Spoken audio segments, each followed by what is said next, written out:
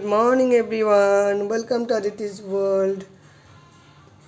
কেমন আছেন সবাই? আশা করি সবাই খুব ভালো আছেন।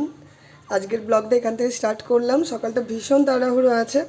এখানে সকালেই আজকে চা বসিয়ে দিয়েছি, আর এখানে বানাচ্ছি হচ্ছে ইনস্ট্যান্ট ধোসা। এটা হচ্ছে রাভা ধোসা বানাচ্ছি, মানে যেটা সুজির বানায়। আর এখানে এই যে আমি বাড়িতে অলরেডি ব্যাটারটা বানিয়েছিলাম, কিছু কিছু বানিয়ে নিয়েছি, মেয়েকে একটু খেতে দিলাম। আর বাকি এই যে মেয়ের টিফিন রেডি করছি, এই যে রাভা ধোসা। আপনারাও বাড়িতে খেয়ে দেখতে পারেন, যদি টক দই আর সুজি থাকে তাহলেই বানানো হয়ে যাবে মোটামুটি। আর যদি আপনাদের কাছে খাওয়ার সোডা থাকে তো এটা আস্তে আস্তে হোক, এক পিঠ করে হবে। আর আমি সাইড থেকে একটু করে করে ঘি ব্রাশ করে দিচ্ছি, যাতে তলাটা পুড়ে না যায়। গ্যাসের ফ্লেমকে লো রাখবেন, তাহলে ভেতর অবধি এটা মানে সিদ্ধ হবে, তাহলে এটার মানে হবে, কাঁচা কাঁচা ভাবটা থাকবে না সুজির। অলরেডি সুজিটাকে দইয়ের মধ্যে ভিজিয়ে কিছুক্ষণ আমি রেস্টে রেখেছিলাম, দেন আমি এটা বানিয়েছি। আর ভীষণ হেলদি, আর প্রথমত এটা পেট ভরে থাকে খেয়ে থাকলে। তো মিসিকে রেডি করে দিয়েছি, মিসি স্কুল বেরিয়ে যাচ্ছে, শ্রমিক ওকে দিয়ে অফিস যাবে।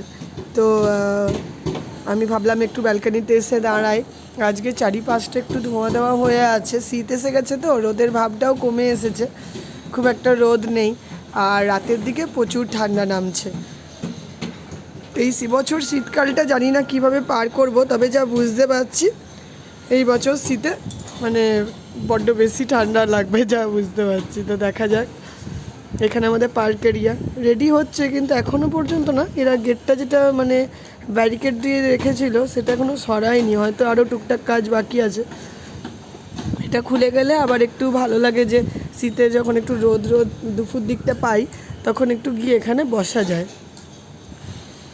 তো মিসিকে স্কুল ছেড়ে আমি নিজে একটু বসে নিজের এডিটিংয়ের একটু কাজ সারলাম, তারপরে চলে এসেছি দুপুরে রান্নার জোগাড় করতে। যে এখানে সমস্ত মানে গরম মশলা মানে কুটে নিলাম, এটা দেবো রান্নাতে। আজকে ঠিক করেছি শুধু মাংসের ঝোল আর ভাত করবো, আর কিচ্ছু না। চিকেন এনেছি কালকে আসার পথে, ওই চিকেনের ঝোল আর ভাত হবে। তো চিকেনটা সকালেই দেখছি শ্রমিক এই যে ফ্রিজ থেকে বার করে দিয়েছে, বরফটা যাতে গলে যায়। আর আমি এখানে আস্তে আস্তে রান্নাটা চাপাচ্ছি। আজকে খুব সিম্পল ওয়েতে বানাবো, আজকে রসুন দেবো না, পেঁয়াজ আর টমেটো দিয়ে বানাবো। তো পেঁয়াজটা কেটে নিয়েছি, আর এখানে না আমি একটু টমেটো, একটু আদা আর একটু আমন্ড ছিল কটা ভিজিয়ে দিয়েছি। আমন্ড দিলে একটা ক্রিমি টেক্সচার আসে, খেতে ভালো লাগে। এটার একটা ঠিক পেস্ট মতন বানিয়ে নেবো। আর বেশি বাটা মশলা দেবো না। এই যে এখানে এটা ভাজা ভাজা হয়ে গেছে, আমি এখানে দিয়ে দেবো পেঁয়াজগুলো, কেটে রাখা পেঁয়াজ। আপনারা আমন্ড চিকেন খেয়েছেন কি? আমি অ্যাকচুয়ালি বানাইনি, কিন্তু খেয়েছি, কারণ আমার দিদিভাই মানে আমার যে যা দিদিভাই খুব সুন্দর বানাতে পারে, তো দিদিভাইয়ের কাছে আমি খেয়েছিলাম। তো আমি একবার এবছর মানে আমি একটু ট্রাই করে দেখছি যে কতদূর কী করতে পারি। তো চলুন আস্তে আস্তে রান্নাটা এগোই। আর এখানে আমি দিয়েছি হচ্ছে কাচতে প্রচুর জামা কাপড়, এই যে মেশিনে স্পিন হচ্ছে, এগুলো কাচবো। তারপর এত বাসন ধুয়ে গেছে সকালে দিদি এসে, মানে যে কাজ করে সেই দিদি করে দিয়ে গেছে, এগুলো একটাও গোছানো হয়নি। সমস্ত আস্তে আস্তে করতে হবে আমার। তো দেখা যাক, আস্তে আস্তে কাজটা সারি, মাংসটাও চাপাই। এখানে মাংসটা কষতে থাকুক, আর আমি পাশাপাশি ভাত বসিয়ে দেবো। তো চলুন। তো এখানে আমি মাংসটা মানে কষাতে বসিয়ে দিলাম, আলুগুলোও ভেজে তুলে নিয়েছি, দেখিয়েছি। আর এখানে আমি বসাচ্ছি হচ্ছে ডাল।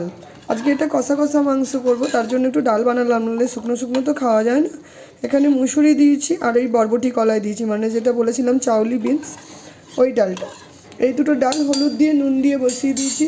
আর আজকের ডালটা বানাবো হচ্ছে শাকের ডালে, মানে এটা পালং শাক ছিল আমার কাছে অল্প একটুখানি, আমি দেখলাম এটা ভাজলেও একটুখানি হয়ে যাবে, কোনো মিক্স ভেজও বানালেও হবে না, মানে কুলাবে না। তো ভাবলাম শাক দিয়ে এই ডালটা বানাবো। আপনারা কে কে শাকের ডালে খেয়েছেন আমাকে অবশ্যই মেসেজে জানাবেন। এটা আমার মা খুব সুন্দর করতে পারে।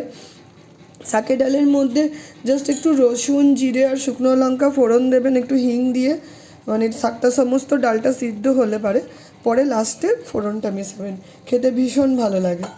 তো এখানে ডাল আমার রেডি হয়ে গেছে, ভিজে একটু পাতলা পাতলা করেই করেছি, খুব ঘন ডাল বানাইনি। এই পর্যায়ে এসে আমি এই যে ছোঁকটা এখানে দিয়ে দেবো, যে ফোড়নটা বানিয়েছিলাম সেটা দিয়ে দেবো। অনেকে চাইলে এখানে একটু শুকনো লঙ্কার গুঁড়োও দিয়ে দিতে পারেন কালারের জন্য, আমি আর দিইনি কারণ মিশি খাবে তো খুব ঝাল হয়ে যাবে, ওই জন্য আর দিলাম না। তো চলুন, আর মাংস এখানে কষে গেছে, আর কিছুক্ষণ হলেই রেডি হয়ে যাবে।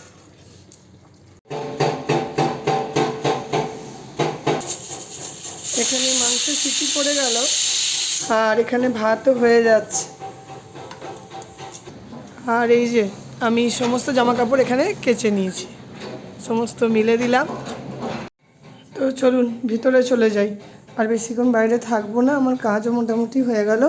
এখানে ভাতটা হওয়ার জন্য আমি একটু দাঁড়িয়ে আছি, ভাতটা হয়ে গেলে পরে আমি চলে যাব স্নানে। তো এসে পুজো আছে, মিশি চলে আসবো, ওকে খাওয়াবো। তো সমস্ত কাজকর্ম সেরে তারপরে একটু ফ্রি হতে পারি দুপুরটা, আদারওয়াইজ ঠিক ফ্রি না। দুপুরের দিকেও আবার আমাকে একটু এডিটিংয়ের কাজে বসতে হয়, ব্লগ রেডি করতে হয়, সারাদিনই কাজ থাকে, কাজ কোনোক্ষণেই ফাঁকা যায় না। তো চলুন, সকাল থেকে কাজকর্ম সেরে দুপুরের ডিনার লাঞ্চও করে নিয়েছি, তারপর চলে এসেছি একটা ইম্পর্টেন্ট কাজ সারতে। এই যে ছোলাগুলো দেখছেন, এগুলো খোসা ছাড়িয়ে রাখবো। আর এখানে এনেছিলাম ভাজকা পোহা, মানে ভাজা চিড়া, এখানে ভাজকা পোহা বলে, আর সাথে মুড়ি আছে। আমি দুটোকে আপাতত ওপর থেকে মিক্স করেছি। আর আজকে বানাবো হচ্ছে এরকম একটা মিক্স মুড়ি টাইপের বানাবো, তার জন্য এখানে শুকনো লঙ্কা, জিরা আর কারি পাতা নিয়ে নিয়েছি। এই যে ড্রাইড কারি পাতা আছে আমার কাছে।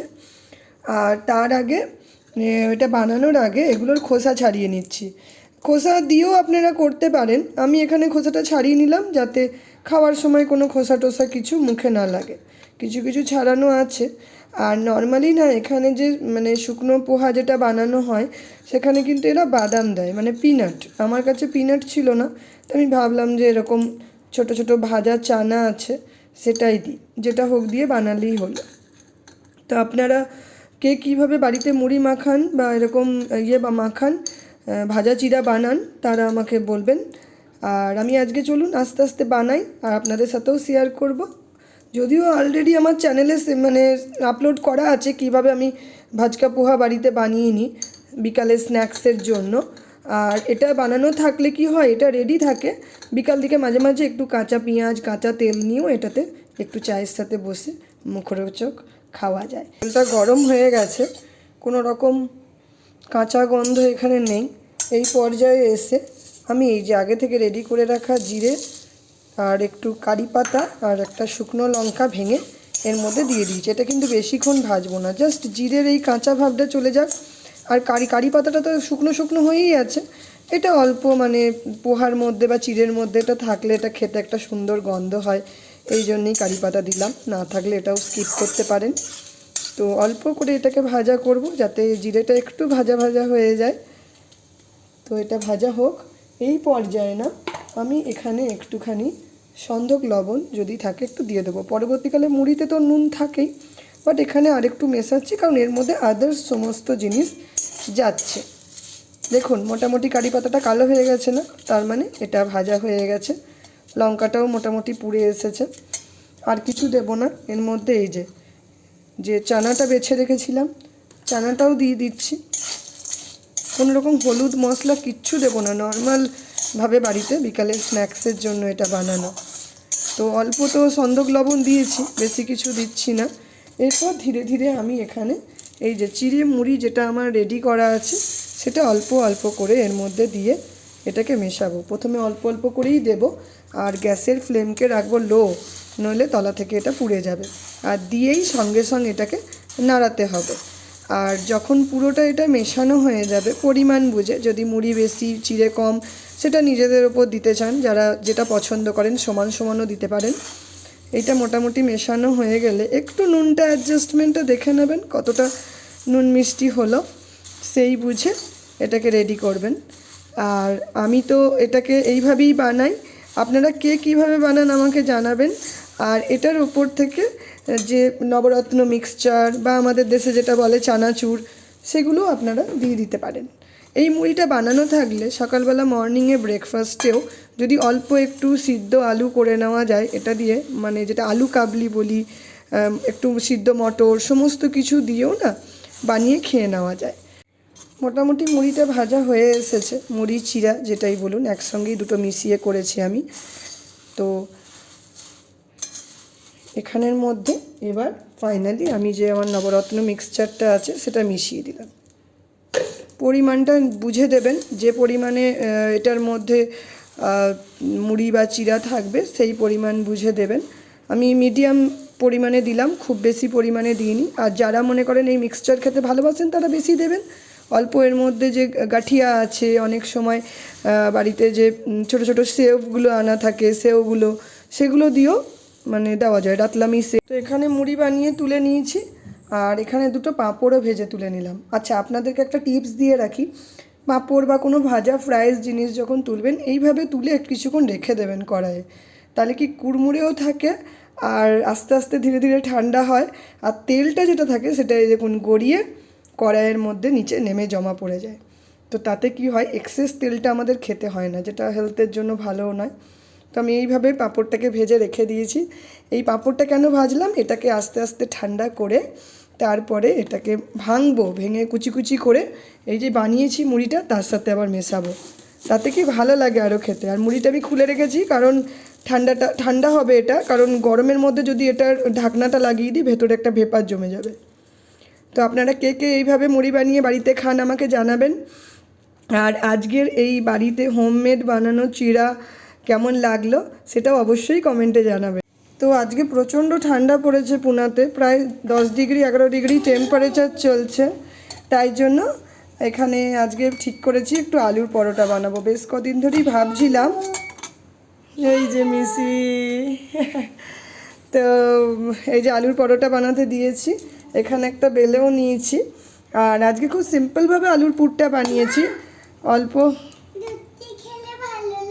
হ্যাঁ, তো ওই জন্য এখানে একটু ধনেপাতা, একটু চিলি ফ্লেক্স দিয়ে, হলুদ দিয়ে, অল্প মশলা দিয়ে বানিয়েছি।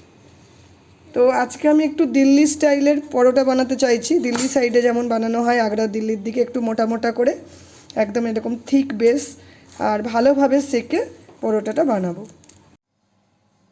তো তাওয়াটা যেহেতু আগে থেকেই গরম করে নিয়েছিলাম, প্রিহিট ছিল বলে ধীরে ধীরে পরোটার এক পিঠ করে খুব সুন্দরভাবে সেকে নিচ্ছি।